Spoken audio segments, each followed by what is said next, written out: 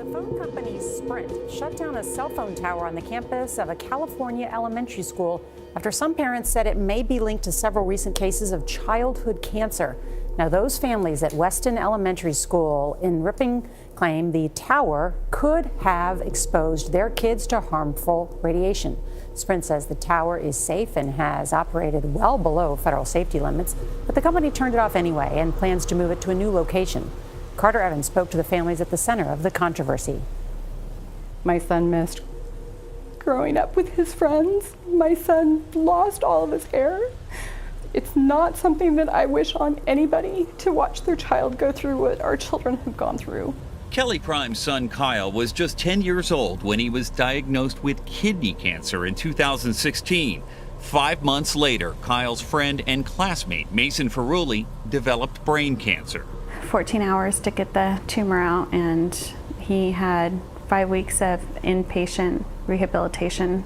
He had to learn to walk, talk, eat, everything all over again. 2 more kids at the school were diagnosed this year. At what point are you saying, we ought to take a close look at the school here? The moment that I found out that Mason had been diagnosed, it popped into my mind that something was not okay. The moms believe the recent increase in cancer cases could be caused by radiation from radio frequency, or RF waves, coming from this cell tower located on the elementary school campus. It is classified as a possible carcinogen. That tells us that there is some evidence out there. We're not naive to the fact that there could be other components out there, other environmental influences, but the bottom line that we feel in regards to this tower is it doesn't belong there if there's any indications that it's unsafe. You figure it's not worth the risk? Absolutely. The school district hired engineers to measure the exposure and concluded the tower met government and industry standards in all respects and posed no threat to student safety. The parents hired their own investigator who found much higher RF levels than the district did, but still within government safety standards. Sprint takes safety very seriously. Sprint's Dharma Nordell says 3 tests have shown the cell tower is operating 100 times below the federal limit. Let me just ask you flat out, does Sprint believe that tower could be causing cancer? Absolutely not. It is not a safety concern to the community, but we do hear the community's concerns, so we're quickly working to relocate the tower. Whenever you hear of cases of cancer in a child, obviously that itself is alarming. When there's several cases in one school, that's even more alarming. CBS News medical contributor, oncologist David Agus, says the number of cases warrants further investigation, but he says people exposed to RF waves at normal levels have not been found to be at higher risk for developing cancer.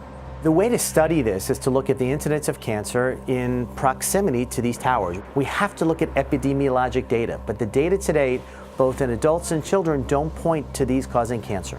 The American Cancer Society says there is very little evidence to support the idea that being near a cell tower might increase the risk of cancer, but it also says very few human studies have focused specifically on that risk. Do you believe the oncologists who say cell towers can't cause cancer?